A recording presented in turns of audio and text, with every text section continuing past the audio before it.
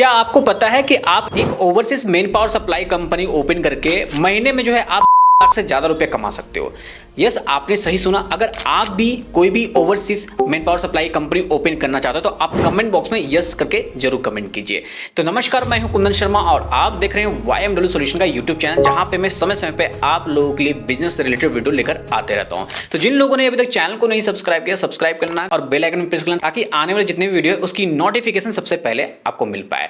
आपको बता दूं कि आज का वीडियो काफी इंफॉर्मेटिव होने वाला है, क्योंकि आज के इस वीडियो में पूरा डिटेल जानकारी देने वाला हूं कि आप ओवरसीज में मेन पावर सप्लाई का बिजनेस कैसे स्टार्ट कर सकते हैं। इस वीडियो में रिक्वायरमेंट देखेंगे, लाइसेंस कौन सा लेने पड़ेंगे वो देखने वाले हैं, इन्वेस्टमेंट देखेंगे और किस तरह से आप पैसा कमा सकते हो और आप जो है इसके लिए मार्केटिंग कैसे करोगे। तो वीडियो धमाकेदार होने वाला है, तो अभी से वीडियो को लाइक कर देना। तो यहाँ पे आपको समझना पड़ेगा कि ग्लोबल जो है एम्प्लॉयमेंट का मार्केट साइज क्या है। अगर हम लोग यहाँ बात करें तो 1.4 ट्रिलियन डॉलर का ये मार्केट साइज है और 2030 तक जो है ये मार्केट साइज जो है 4.9 ट्रिलियन डॉलर को टच कर जाएगा।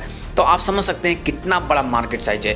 तो इसी डिमांड में जो है आपको उतरना है। यानी कि फ्रेंड्स, आप ओवरसीज का मेन पावर सप्लाई का बिजनेस स्टार्ट करना चाहते हो तो ये एक सही मौका है। इसमें पैसा भी आपको भर भर के मिलने वाला है और यहाँ पे आप लोगों को रोजगार भी प्रोवाइड कर सकते हो। आपको पता है जितने भी अलग अलग कंट्रीज है, लाइक अगर हम लोग बात करें दुबई की बात करें, कतर की बात करें, सऊदी अरबिया की बात करें, ओमान की बात करें, सिंगापुर हो गया, ऐसे बहुत सारे जो है कंट्री है जहाँ पे अपने इंडिया से स्किल और अनस्किल लेबर को जो है भेजे जाते हैं वहाँ पे काम करने के लिए। अब डिपेंड करता है किस तरह की इंडस्ट्री में रिक्वायरमेंट है। जैसे कि अगर पावर प्लांट के उसके लिए अलग आपको लगे, वहाँ पे इंजीनियर्स भी आपको लगने वाले हैं, डिप्लोमा होल्डर भी लगने वाले हैं, ITI होल्डर भी लगेंगे। अगर हॉस्पिटल है, हॉस्पिटल के लिए अलग रिक्वायरमेंट है। कंस्ट्रक्शन साइट चल रही है, वहाँ पे अलग रिक्वायरमेंट है। अगर किसी तरह का IT सेक्टर कंपनी, वहाँ पे अलग रिक्वायरमेंट आता है। तो देखो, ये जो है आपको इंडस्ट्री समझना पड़ेगा। इस इंडस्ट्री में जो है काफ़ी ज़्यादा जो है आउटसोर्सिंग जो है मेन पावर सप्लाई की काम चलती रहती है और यहाँ पे आपको ओवरसीज सप्लाई करना है। तो यहाँ पे अगर आप भी overseas main power supply business start करना चाहते हो तो सबसे पहले यहाँ पे रिक्वायरमेंट को समझेंगे, क्या क्या चीज़ों की आपको रिक्वायरमेंट रहेगी। देखो, यहाँ पे जो सबसे पहला रिक्वायरमेंट है, आपको मार्केट रिसर्च करना पड़ेगा। मार्केट रिसर्च क्या चीज़ें करना पड़ेगा ये हम लोग समझते हैं। तो कौन सी कंट्री में सबसे ज़्यादा मेन पावर की रिक्वायरमेंट है वो आपको पहले यहाँ पे रिसर्च करना पड़ेगा। इसके बाद जो दूसरा है, आपको लेबर लोगों को समझना पड़ेगा। वीज़ा हो गया और भी बहुत सारे सैलरी स्ट्रक्चर होते हैं, ये सारी चीज़ समझना जरूरी है। क्योंकि देखो, आप जो है इंडिया से किसी स्किल और अनस्किल पर्सन को आप बाहर भेज रहे हो काम करने के लिए, तो आपको सारे चीज़ जो है लेबर लॉ आपको कंप्लाइंसेस करने पड़ेंगे और साथ ही साथ जो है आपको सैलरी स्ट्रक्चर भी समझाना पड़ेगा, किस तरह से सैलरी वहाँ मिलता है, ताकि आपका जो भी बंदा ट्रस्ट करके बाहर जा रहा है वो हताश ना हो। इस बात का ध्यान रखो। यानी कि आप जो काम कर रहे हो ओवरसीज में सप्लाई करो, वो सही जगह पे आपका डिपोट होकर काम करना चाहिए, इस बात का ध्यान रखो। इसके बाद जो आपका नेक्स्ट रिक्वायरमेंट है, आपको जो है एक पूरा फुल्ली प्रोफेशनल एक ऑफिस सेटअप करना पड़ेगा जहाँ पे ऑपरेशनल और डॉक्यूमेंटेशन जो है पूरा हैंडल किया जा सके। इसके बाद जो तीसरा रिक्वायरमेंट है, आपको बहुत सारे ओवरसीज कंपनी से टाई अप करना पड़ेगा। देखो, यहाँ पे किसी भी ओवरसीज कंपनी से टाई अप करते हो तो यहाँ पे जो है ना आपके दरवाजे खुल जाते हैं कि आप बहुत सारे लोगों को जो है ना रोजगार दे पाओगे बाहर साइड में। यानी कि इंडिया के बाहर रोजगार जो है बहुत सारे जो है आप प्रोवाइड कर पाओगे। इसके बाद जो नेक्स्ट रिक्वायरमेंट है, आपका टारगेटेड वर्कफोर्स। यानी कि फ्रेंड्स, यहाँ पे आप किस तरह के जो है आप मेन पावर को टारगेट कर रहे हो, डिपेंड करता है आप स्किल वर्कर कर रहे हो। स्किल वर्कर में बहुत सारे आता है, जैसे कि इंजीनियर हो गया, नर्सेस हो गए, टेक्नीशियन हो गए। इसके बाद जो आता है अनस्किल वर्कर आता है। अनस्किल वर्कर में जैसे कि अगर हम लोग बात करें कहीं पे कंस्ट्रक्शन साइट कराते हैं, जैसे दुबई की बात करें, दुबई में जो है बहुत सारे कंस्ट्रक्शन साइट चल रहे हैं, तो वहाँ पे कंस्ट्रक्शन लेबर की रिक्वायरमेंट रहेगी, क्लीनर की रिक्वायरमेंट रहेगी, ड्राइवर की रिक्वायरमेंट रहेगी। तो ये सारे जो है ना आप अनस्किल्ड वर्कर जो है आप इंडिया से वहाँ पे भेज सकते हैं उनको रोजगार देने के लिए। यानी कि वहाँ पे आप एम्प्लॉयमेंट दे सकते हो। तो ये सारे जो है ना बेसिक जो रिक्वायरमेंट है आपको फुलफिल करने पड़ेंगे अगर आप आउटसोर्स मेन पावर सप्लाई के बिजनेस में जाना चाहते हो। तो अब हम लोग नेक्स्ट बात करने वाले हैं यहाँ पे लाइसेंस के बारे में। यानी कि बहुत सारे लीगल डॉक्यूमेंट है जो आपको ओवरसीज मेन पावर सप्लाई के बिजनेस में जरूरत पड़ेगी। तो वो कौन कौन से यहाँ पे हम लोग समझते हैं। सबसे पहले यहाँ पे आपको एक कंपनी बनानी पड़ेगी। कंपनी में यहाँ पे प्राइवेट लिमिटेड भी बना सकते हो, LLP कंपनी भी बना सकते हो, प्रोप्राइटरशिप में भी जा सकते हो, पार्टनरशिप फॉर्म में भी जा सकते हो। अगर आप LLP या प्राइवेट लिमिटेड बनाओगे तो आपको मिनिस्ट्री ऑफ कॉर्पोरेट अफेयर्स बनाना पड़ेगा।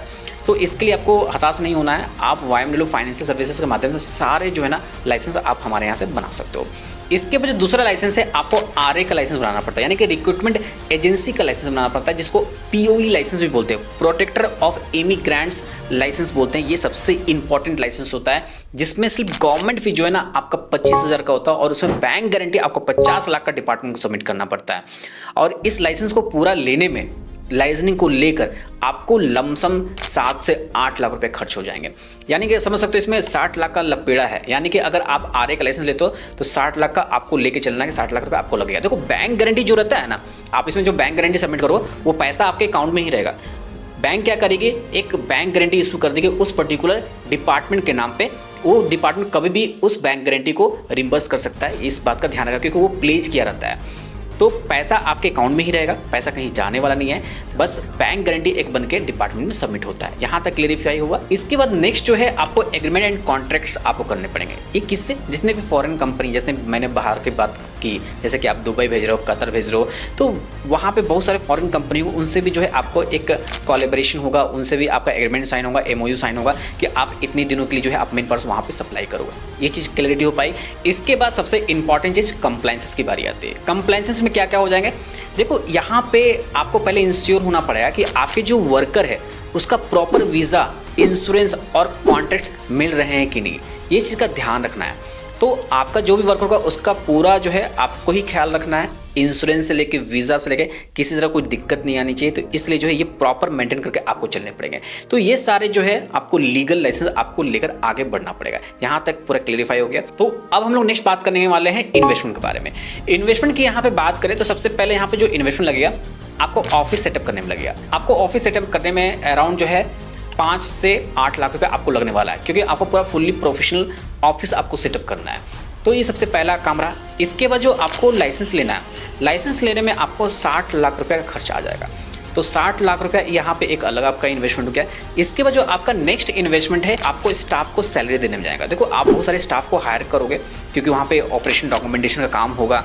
बहुत सारे जो है अलग अलग तरह के जो है आपको कॉल अटेंड्स करने पड़ेंगे, बहुत सारे अलग अलग तरह के क्लाइंट हैं उसको भी हैंडल करने पड़ेंगे।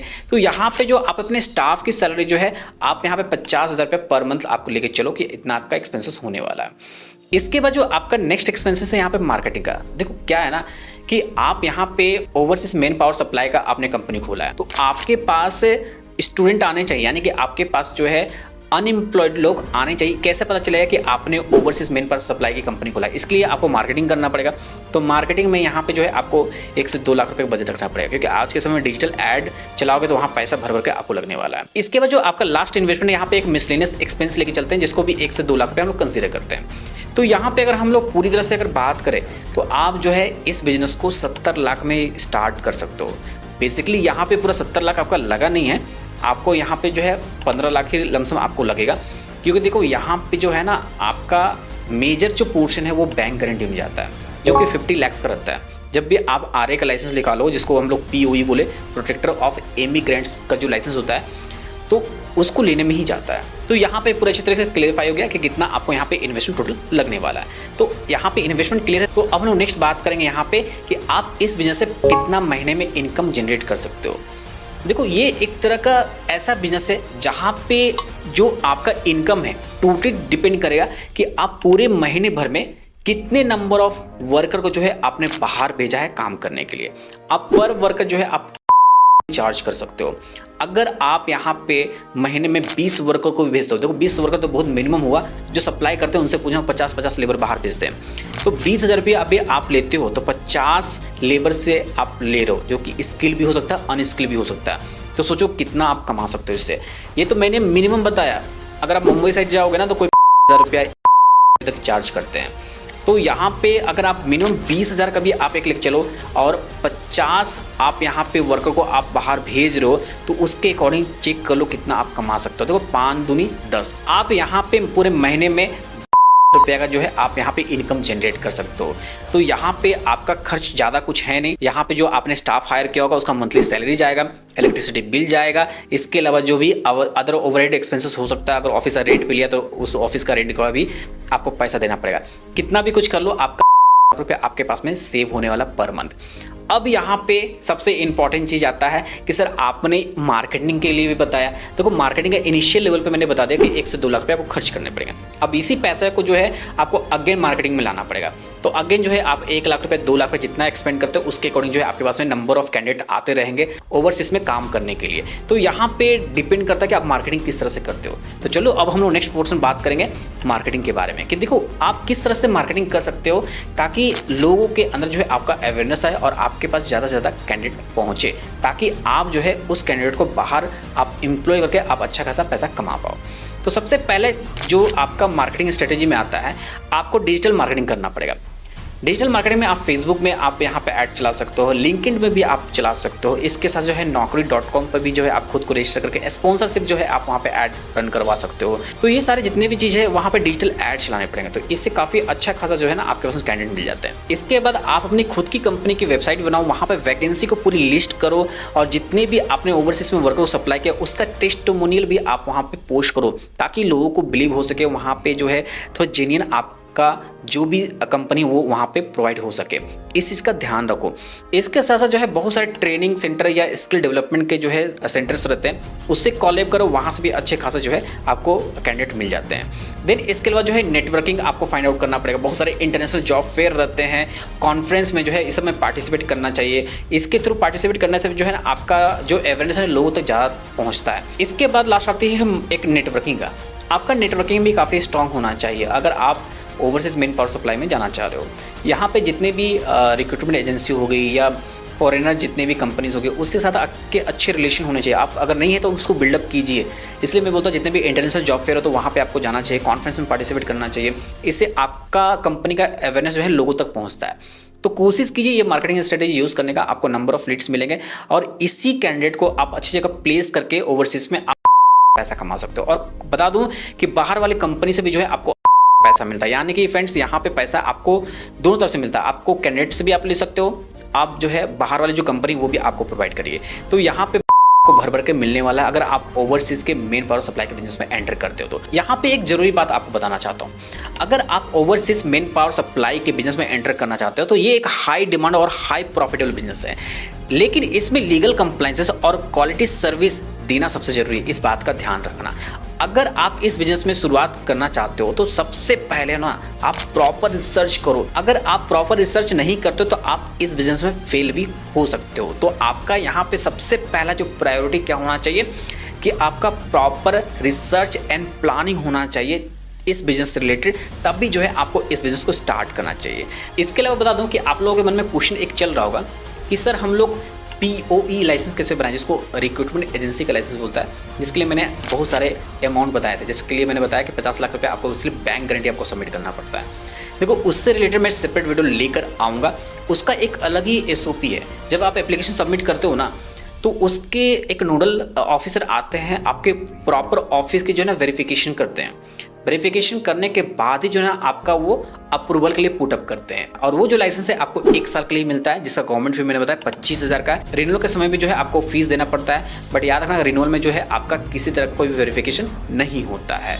ठीक है, तो इसका एक पूरा अच्छा सा एक प्रोसेस है। मैं कभी सेपरेट वीडियो लेकर आऊँगा जिसमें आपको पूरी अच्छे से जानकारी दूंगा कि आप overseas main power supply business को स्टार्ट करने के लिए कैसे बना सके।